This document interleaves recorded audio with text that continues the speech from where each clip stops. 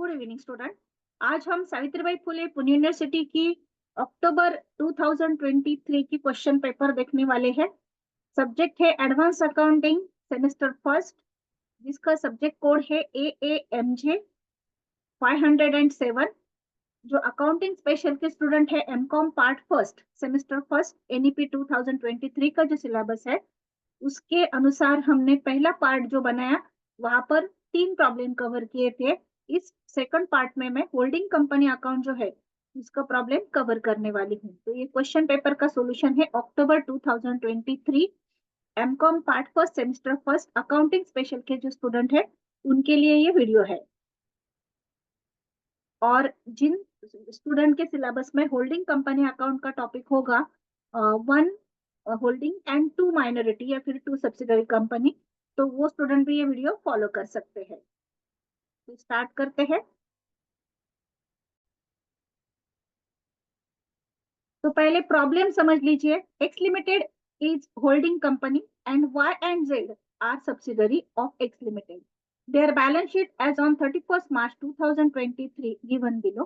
तो यहाँ पर हमें बैलेंस शीट दिया है। बैलेंस शीट में जो एसेट साइड होती है वहां पर शेयर्स जो होते हैं कितने लिए हैं वो दिए होते हैं, और लायबिलिटी साइड में जो कैपिटल होता है वो इशूड शेयर होते हैं। तो यहाँ पर देखिए वाई का जो कैपिटल है 2 लाख है, जेड का जो है 1,20,000 है। और इन्वेस्टमेंट में शेयर्स इन वाई लिमिटेड यहाँ पर एक्स के कॉलम में दिया है 1,90,000। Shares in Z limited x limited के कॉलम में दिया है 26,000, और वाई लिमिटेड के कॉलम में दिया है 1,06,000। मतलब वाई के जो है वो जेड में भी शेयर्स है। तो यहाँ पर हमें प्रॉफिट एंड लॉस का क्लोजिंग बैलेंस दिया है 32,000, 24,000 एंड 18,000। देन रिजर्व जो है वो तीनों कंपनी का दिया हुआ है, ये भी क्लोजिंग का है 96,000, 20,000 एंड 18,000। एडजस्टमेंट में हमें बताया गया है कि जो कैपिटल है कंपनी का वो 10 रुपीज का एक शेयर है। मतलब जो वाई के शेयर्स है वो 20,000 शेयर्स इशू किए होंगे, और जेड के जो है वो 12,000 शेयर्स इशू किए होंगे। यहाँ पर दिया गया है सेकंड एडजस्टमेंट में x limited held 16 shares of y limited and 16,000 shares of y limited and 2,000 shares of z limited. X ने वाई लिमिटेड के 16,000 शेयर्स लिए हैं और जेड के 2,000 लिए हैं। और थर्ड एडजस्टमेंट में बताया है कि वाई लिमिटेड ने जेड लिमिटेड के कितने शेयर्स लिए हैं 8,000। तो इसके ऊपर से हम क्या करते हैं, उनका शेयर निकालते हैं। Then all investment were made on 30th September 2022। मतलब जो शेयर्स है उन्होंने कब लिए है 30 सितंबर 22 को, यानी कि हाफ ईयर के बाद लिए हैं। सो ओपनिंग बैलेंस जो होगा वो पूरी तरह से कैपिटल प्रॉफिट में आएगा, और जो लास्ट की जो अमाउंट्स है प्रॉफिट एंड लॉस की और रिजर्व की उसमें से हाफ अमाउंट जो है वो कैपिटल प्रॉफिट में आएगी, हाफ रेवेन्यू प्रॉफिट में जाएगी। लेकिन जब हम हाफ लेंगे तब ओपनिंग बैलेंस उसमें से माइनस करके लेंगे। यहाँ पर हमें ओपनिंग बैलेंसेस दिए हैं वाई के एंड जेड के। यहाँ पर देखिए डेट है 1 अप्रैल 2022। तो 1 अप्रैल 2022 का रिजर्व प्रॉफिट एंड लॉस ये माइनस करके रिमेनिंग बैलेंस में हम हाफ हाफ करेंगे। तो स्टार्ट करते हैं सॉल्यूशन। यहाँ पर opening balances creditors, fix asset, stock and debtors के भी दिए हैं। तो पहले हम क्या करेंगे, वर्किंग नोट प्रिपेयर करेंगे। तो वर्किंग नोट के लिए हम पहले capital profit and revenue profit निकालने वाले हैं। तो capital profit and revenue profit निकालना है तो यहाँ पर हमने एक कॉलम किया पर्टिकुलर का, then capital profit, revenue reserve and revenue profit, इस तरह से 3 कॉलम किए हैं। तो पहले हम जेड लिमिटेड का ले रहे हैं।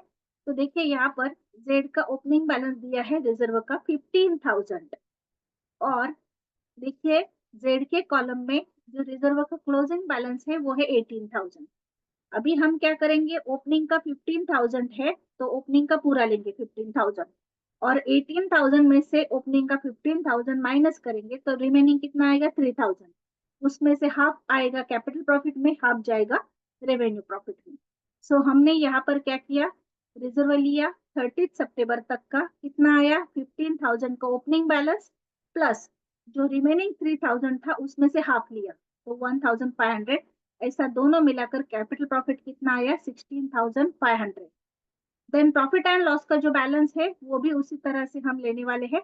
तो प्रॉफिट एंड लॉस का ओपनिंग का जो बैलेंस है जेड का वो है 6000 का, और यहाँ पर प्रॉफिट एंड लॉस अकाउंट है 18,000। तो 6,000 हमने माइनस किए, रिमेनिंग आए 12,000। 12,000 में से हाफ लेने हैं, मतलब 6,000 कैपिटल प्रॉफिट में आएंगे। तो यहाँ पर हमने 6,000 प्लस 6,000 इस तरह से प्रॉफिट लिया है। प्रॉफिट एंड लॉस का बैलेंस 12,000। अभी जो रिमेनिंग अमाउंट होगी वो कहाँ पर जाएगी? तो रिमेनिंग अमाउंट जाएगी रेवेन्यू प्रॉफिट में।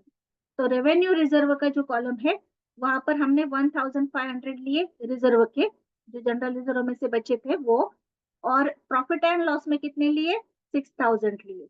ये यहाँ पर के जो रिमेनिंग बैलेंस था ना, यहाँ पर हमने 1,500 कैपिटल प्रॉफिट में लिए है रिजर्व के, तो रिमेनिंग 1,500 जाएगी रेवेन्यू में।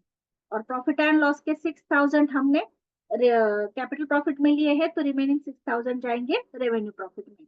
तो इस तरह से हमने पहले जेड का कैलकुलेशन कर लिया। तो टोटल यहाँ पर आई है 16,500 प्लस 12,000, 28,500।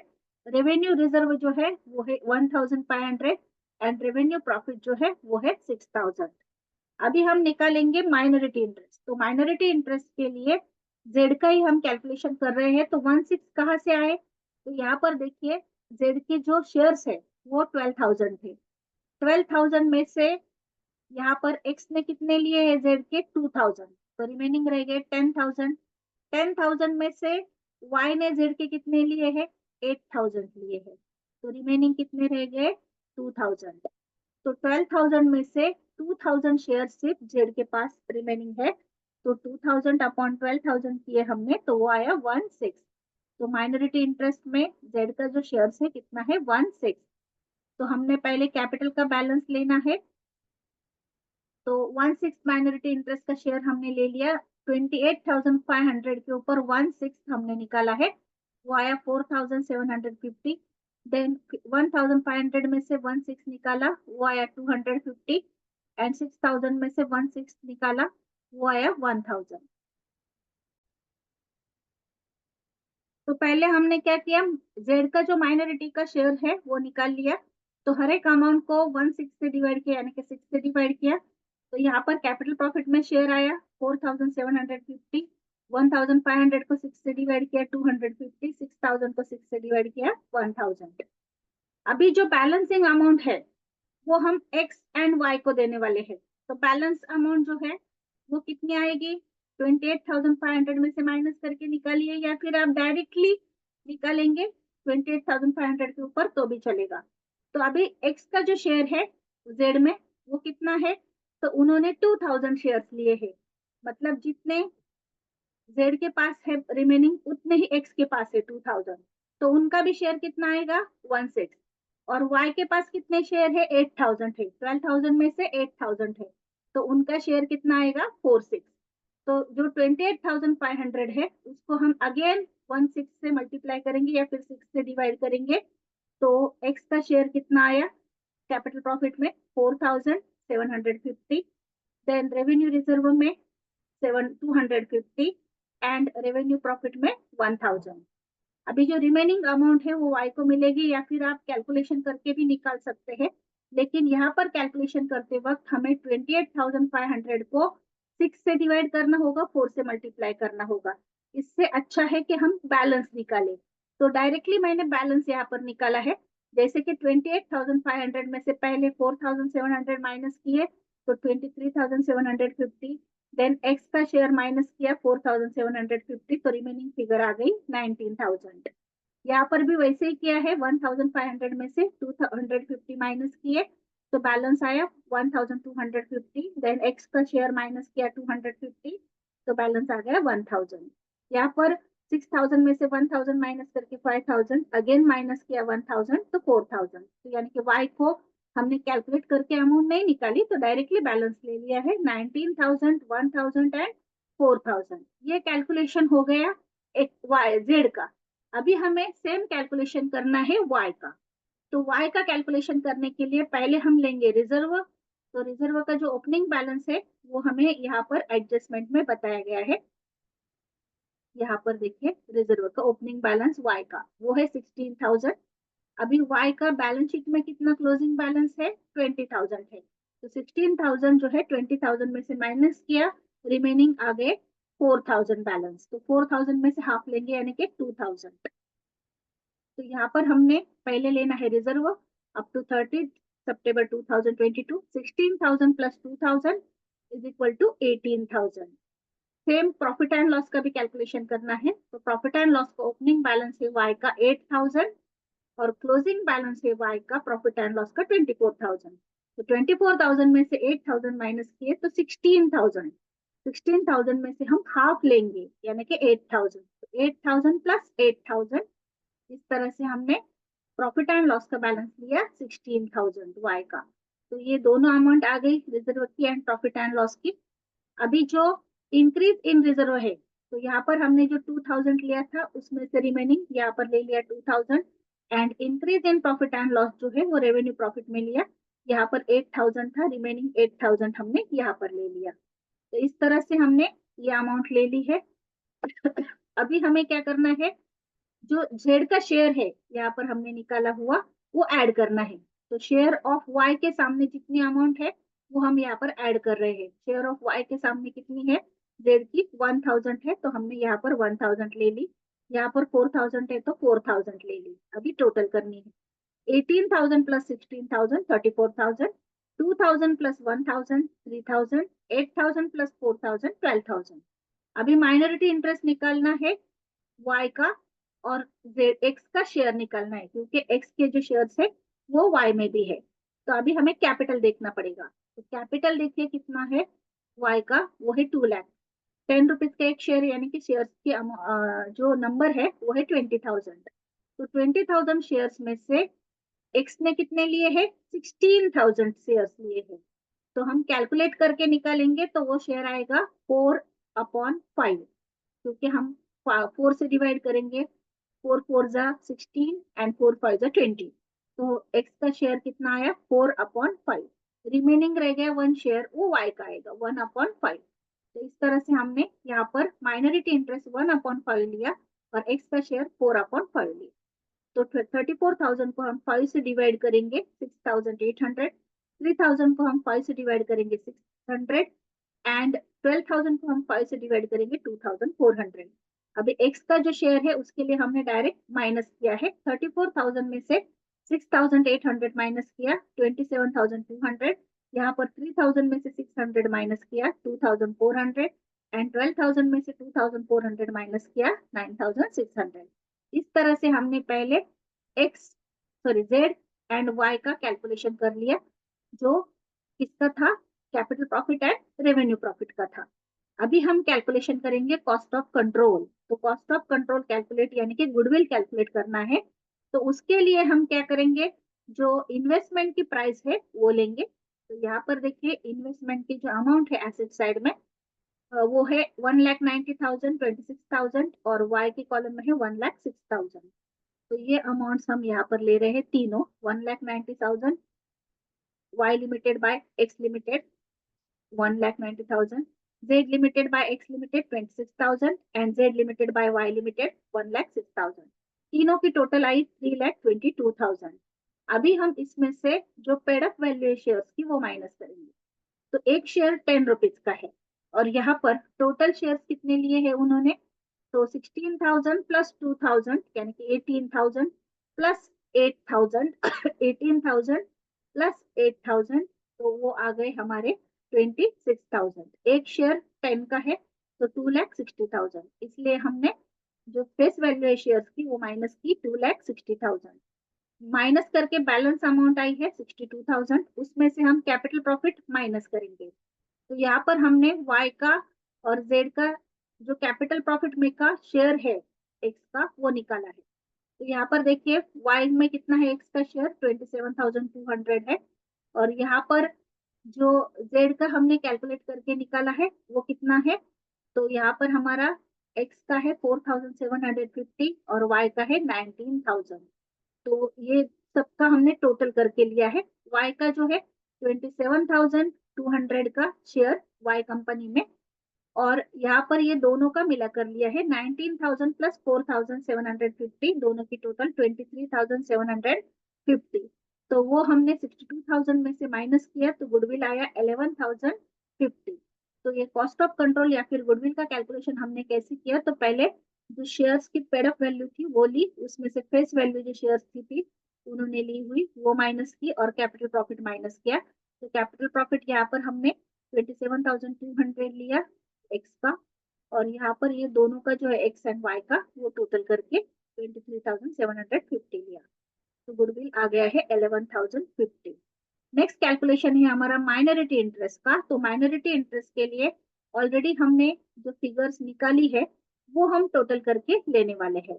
तो पहले कैपिटल प्रॉफिट, रेवेन्यू प्रॉफिट लेंगे, एंड देन जो वाई के पास एंड जेड के पास शेयर्स रिमेनिंग है उनके फेस वैल्यू लेंगे।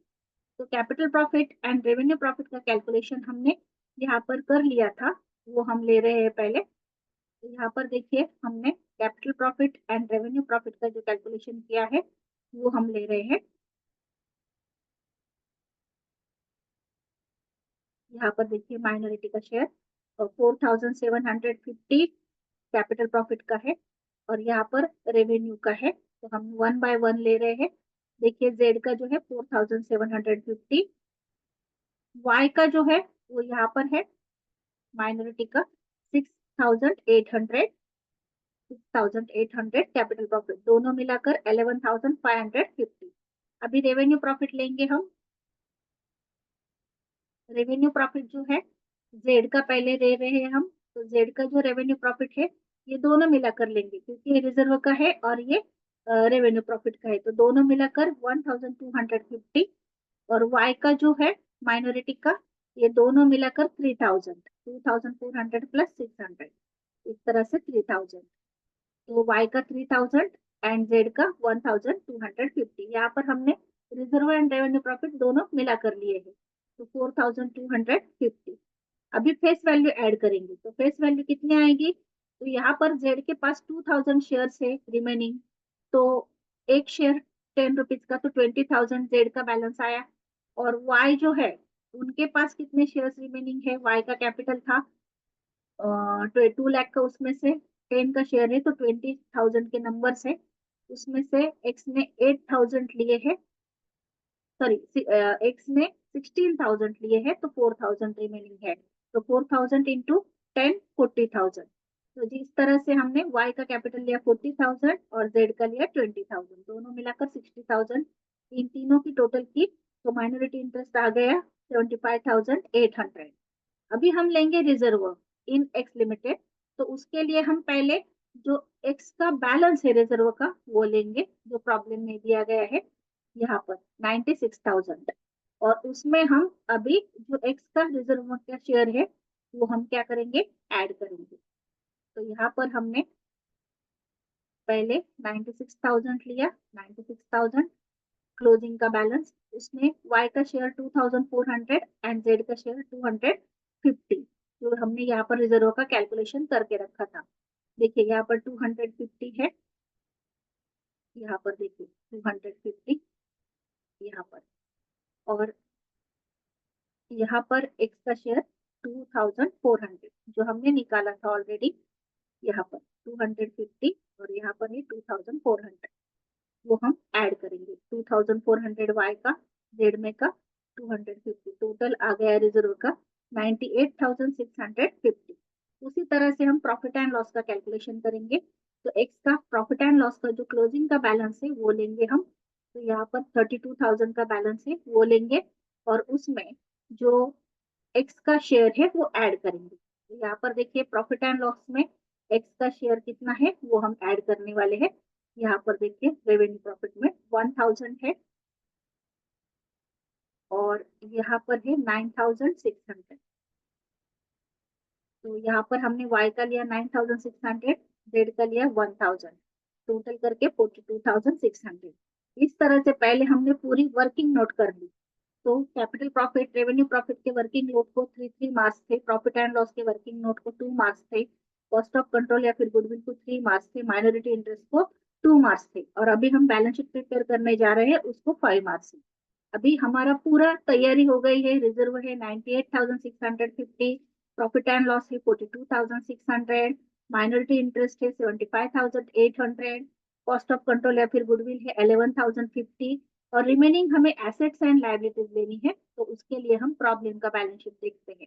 तो देखिए प्रॉब्लम के बैलेंस शीट में पहले कैपिटल हम किसका लेंगे, सिर्फ एक्स का, वो है 2 लाख। रिजर्व का हमने कैलकुलेशन किया है, प्रॉफिट एंड लॉस का हमने कैलकुलेशन किया है, तो वो अमाउंट हम एज इट इज लेंगे। तो इस तरह से हमने पहले शेयर कैपिटल लिया, consolidated balance sheet of x limited and its subsidiary y limited and z limited. तो कैपिटल हमने सिर्फ होल्डिंग कंपनी का लिया 2 लाख रुपीज, यानी कि एक्स का। रिजर्व हमने एज पर वर्किंग नोट जो है वो लिया है यहाँ पर, जो है 98,650। प्रॉफिट एंड लॉस भी हमने वर्किंग नोट में से लिया 42,600। माइनॉरिटी इंटरेस्ट भी वर्किंग नोट का 75,800। इस तरह से पहले ये अमाउंट डाल दी हमने। अभी सन्ड्री क्रेडिटर्स जो है उसके ऊपर एडजस्टमेंट है। सन्ड्री क्रेडिटर्स दोनों के मिलाकर लिए है 14,000 प्लस 10,000, यानी कि 24,000। तो यहाँ पर हमने सन्ड्री क्रेडिटर्स लिए है 24,000। अभी जो दो अमाउंट बची है, एक है जेड लिमिटेड बैलेंस 6,000 और एक है एक्स लिमिटेड बैलेंस 14,000। तो ये नहीं आएगा क्योंकि ये इंटर कंपनी ओइंग्स है, तो ये हम माइनस कर डालेंगे। तो लायबिलिटी साइड कंप्लीट हो गई। एसेट साइड में हम पहले लेंगे फिक्स एसेट, तीनों की मिला कर लेंगे। तो हमने फिक्स एसेट जो है तीनों की मिला कर ली है 2,46,000। गुडविल हमने एज पर वर्किंग नोट लिया है। देन स्टॉक जो है 24,000 एक ही का है। देन सन्ड्री डेटर्स तीनों के मिला कर लेंगे हम, तो सन्ड्री डेटर्स 1,58,000। और ये जो कैश इन ट्रांजिट है 2,000 की, वो क्या है, तो यहाँ पर देखिए जो जेड का बैलेंस था एक्स के कॉलम में, तो यहाँ पर देखिए वाई का जो है 16,000 है, और यहाँ पर एक्स का जो है 6,000 है। मतलब ये 6,000 माइनस हो गए, यानी कि नील हो गए। लेकिन यहाँ पर जो y के कॉलम में 14,000 है, तो वो यहाँ पर x के कॉलम में कितने हैं 16,000 है, तो यहाँ पर 2,000 का डिफरेंस है। तो ये 2,000 की कैश क्या है, ट्रांजिट में है, इसलिए हमने ये कैश इन ट्रांजिट दिखाया है 2,000 का। तो यहाँ पर हमने कैश इन ट्रांजिट दिखाया 2,000 का, और हमारा बैलेंस शीट टैली हुआ है 4,41,054। तो इस तरह से हमने ये होल्डिंग कंपनी अकाउंट का प्रॉब्लम कंप्लीट किया है। तो यहाँ पर ये बैलेंस शीट है कंपनी का। देन ये एडजस्टमेंट्स है, ये ओपनिंग बैलेंस है जिसमें से हमने सिर्फ reserve and profit and loss consider किया है, बाकी के अमाउंट कंसिडर नहीं करनी है। देन हमने ये बैलेंस शीट प्रिपेयर किया है, ये लास्ट में प्रिपेयर किया है। पहले वर्किंग नोट की है capital profit and revenue profit की। देन कॉस्ट ऑफ कंट्रोल या फिर गुडविल निकाला है। Then minority interest, then reserve का कैलकुलेशन किया है, देन प्रॉफिट एंड लॉस का कैलकुलेशन, और यहाँ पर आपको मार्किंग सिस्टम भी दी है। तो यहाँ पर हमारा ये प्रॉब्लम कंप्लीट हुआ है। Thank you. आपको इस वीडियो के डिस्क्रिप्शन बॉक्स में अकाउंट से रिलेटेड, देन कॉस्टिंग स्पेशल से रिलेटेड, मैनेजमेंट अकाउंट की सभी वीडियोस की लिंक मिल जाएगी। और जो अदर यूनिवर्सिटी के स्टूडेंट हैं वो आपका टॉपिक देखकर प्लेलिस्ट चेक कीजिए और उसके अनुसार स्टडी कीजिए। Thank you.